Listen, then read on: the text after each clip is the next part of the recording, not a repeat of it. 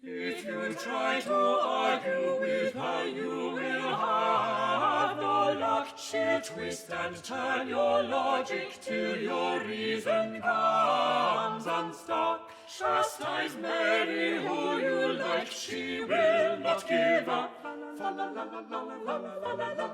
Will not give up. Nah, that song should not give a la la la la. That was good. Mary comes like every now and ever, right? It just takes so long for her to come. Don't even know how many consultations I still have with her. Let's see what problems she has right now. How am I? My point? Okay, not that good. Okay. Probably I'll hear something about the last consultation. Anyway, Well met, Mistress Payne. How fare you this day? Most well indeed, sir, for I am just come from taking my niece on an outing to Tower Hill. 'Twas to see the execution of the traitor Robert Devereux. Ah, yes, Lord Devereux. What a tragic end to a promising career. And such a lovely beheading they gave us. My niece and I very much enjoy the hangings at Tyburn, but a beheading is so much more elegant, is it not? Verily, 'tis a better class of execution, I find, and the royal executioner did go down on Devereux with such skill. A single stroke was all it took to give us the traitor's head. Aye, 'tis true the royal executioner gives excellent... But I have no time to tarry here and gossip with you, Dr. Foreman. I am come on a matter of great concern, and you are just the man to help, methinks. For your prediction that Elizabeth's reign would endure was true. Whilst the Queen does have the appearance of being naught but a painted corpse propped up on a throne using artfully placed cushions, she is, in law at least, still alive. Praised be! Ah, indeed. Praised be. And what is this new matter that concerns you?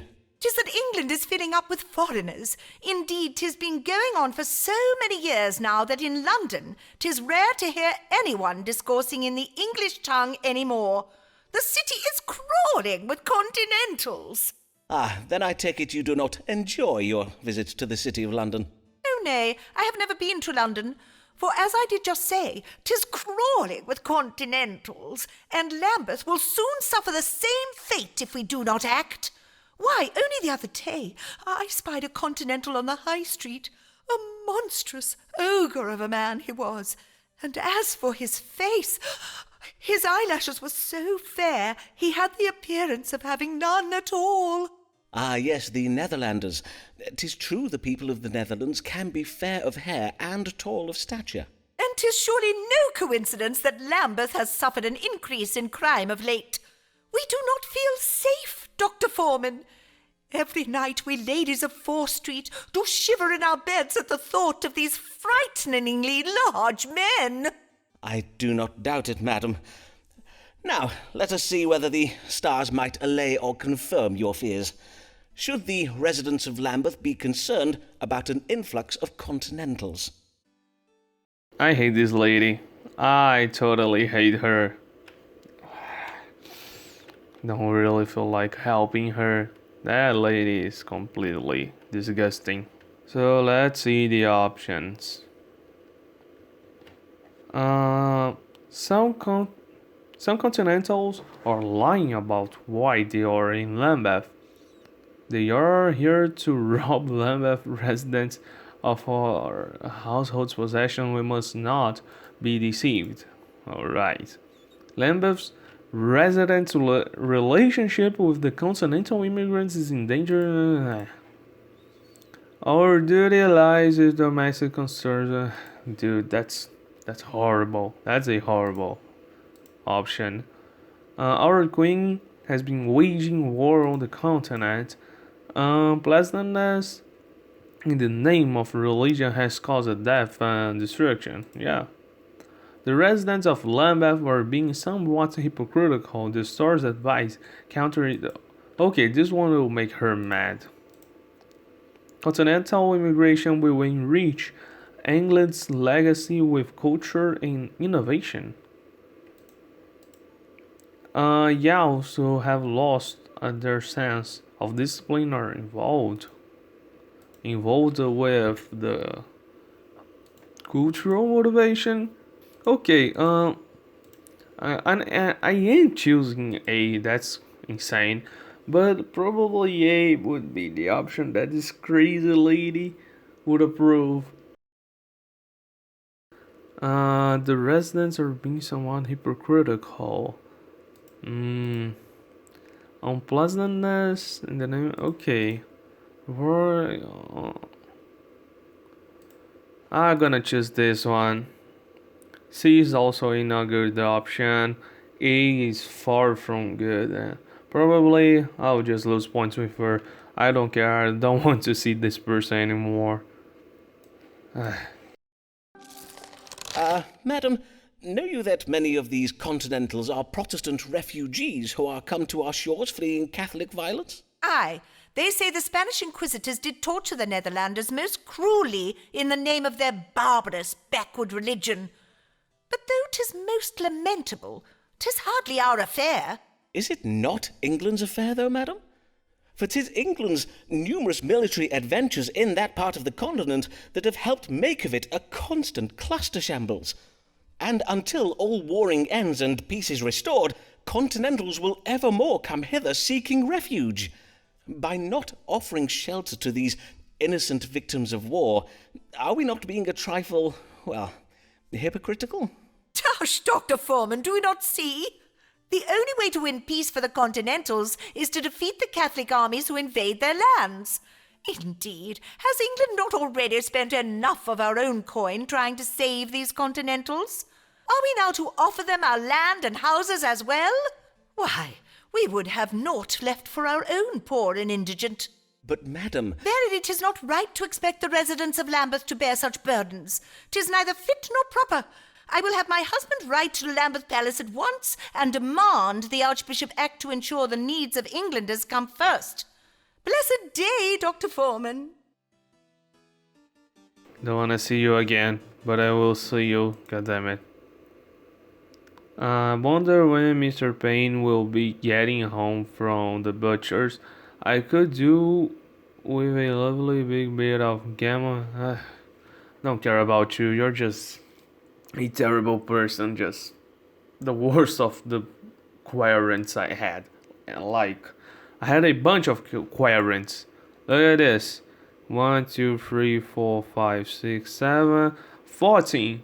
Actually, we're missing one. And none of them were so bad as you. You're terrible.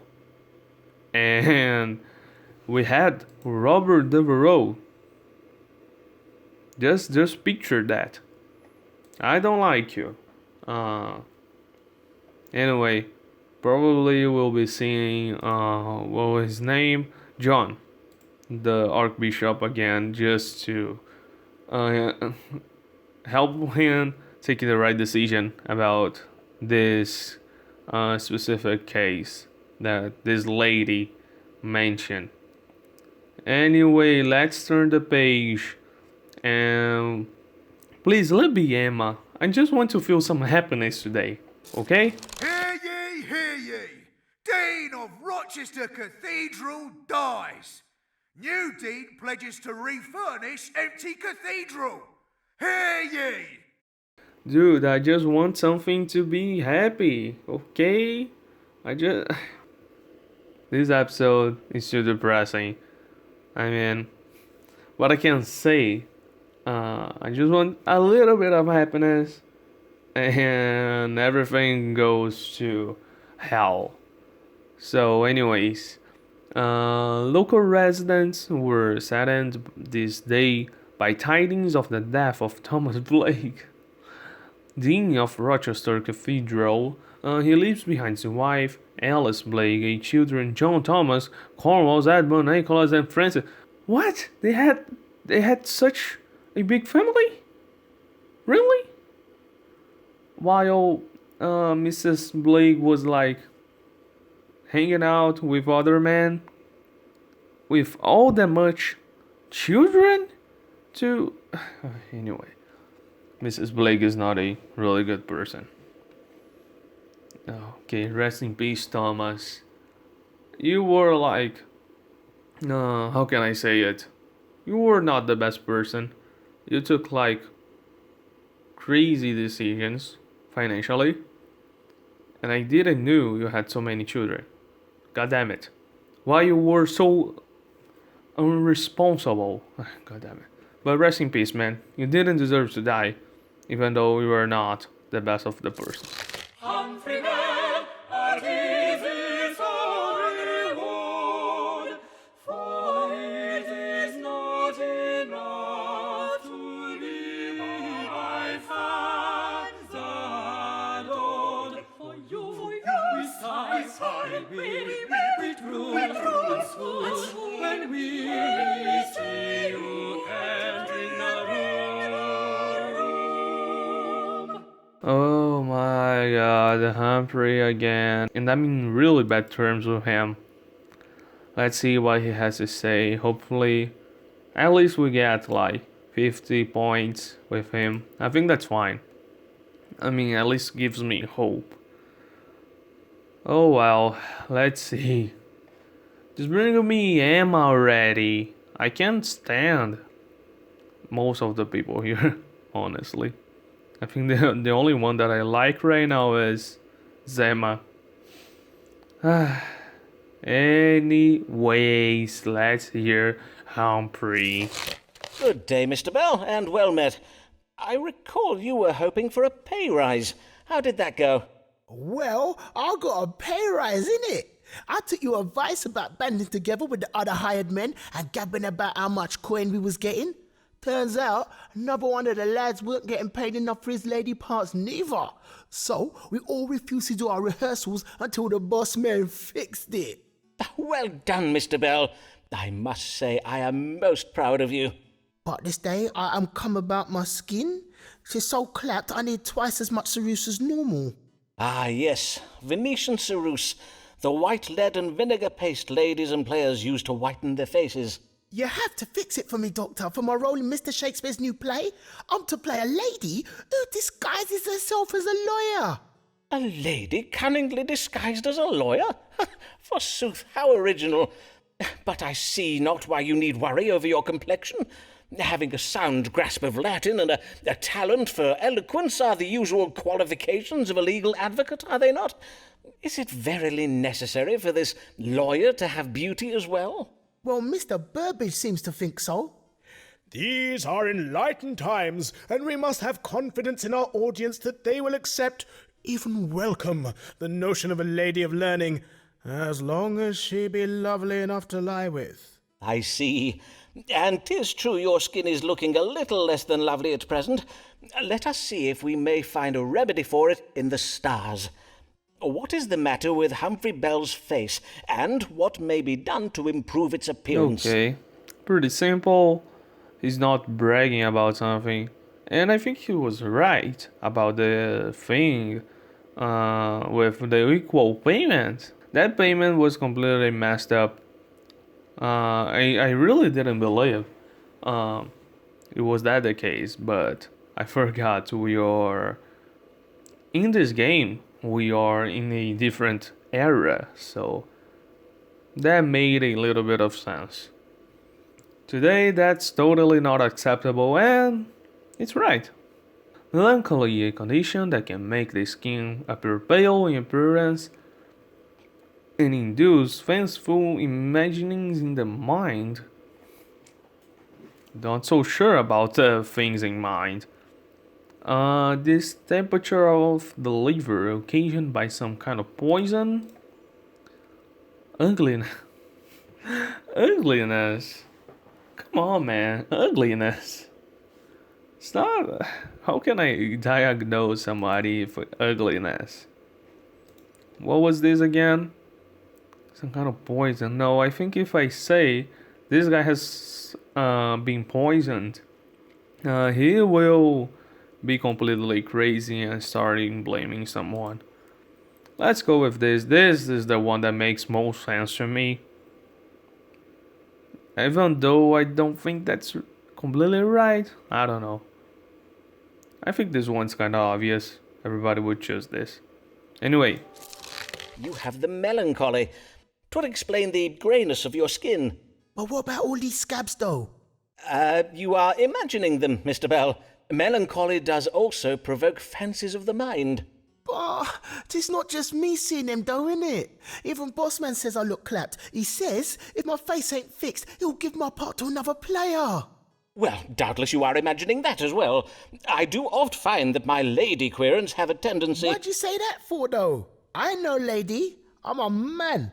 I'll tell you true, and 'tis no when she's imagining or nothing. My face is not lovely enough. I'll feel sorry, Dr. Foreman, but me thinks I best go see a doctor who can fix up my skin, lest I lose my lady lawyer part, innit? Dude, this guy, I don't know how to please him, honestly. I wish folk could stop treating me like a wench with a weak mind or something, just because I do the lady part. It's not related to the lady parts. It's because you're actually weak in mind. I don't know, man. You're just too young. Relax, dude. Oh, how could I be wrong, man? I was right. Or not. I don't know. I don't know what should I've done. Just call him ugly. Probably was the right decision. I don't know. I tried to get points, but I just keep losing them.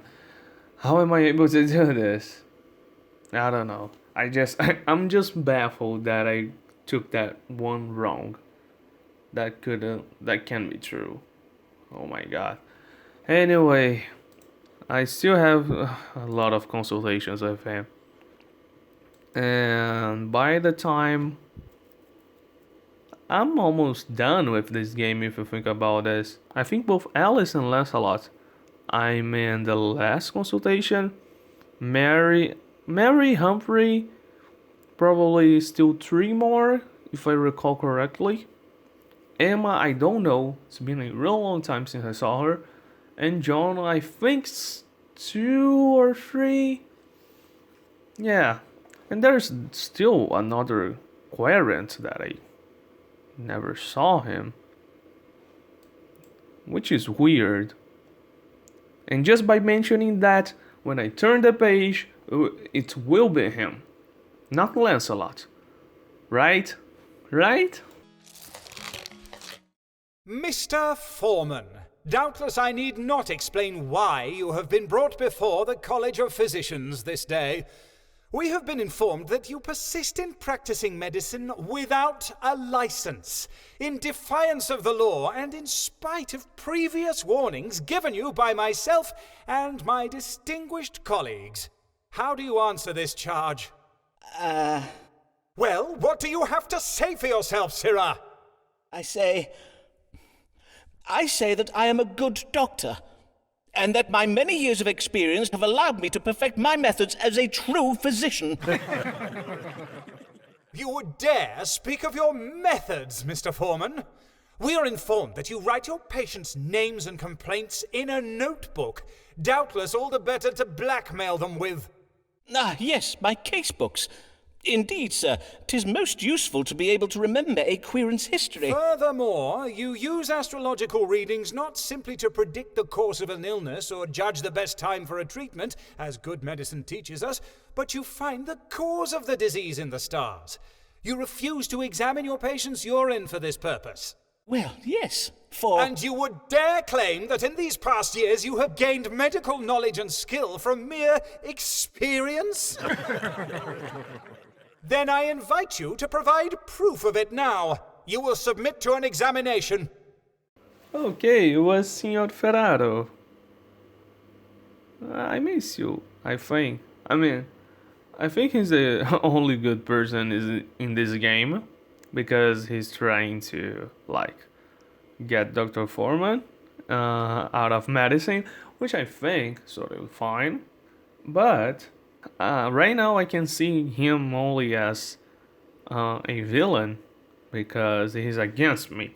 So, Signor Ferraro, I take your challenge. And I know nothing about it.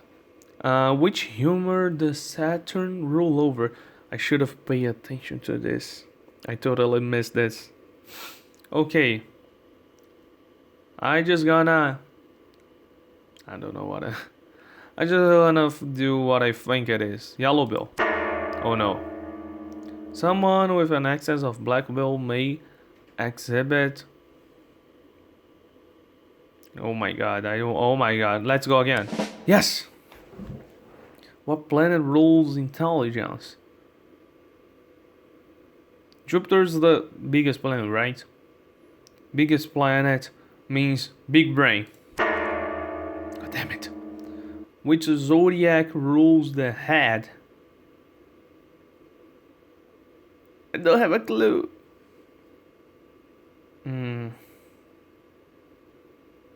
I don't even have anything to base myself on. Gemini. Damn it. Silence!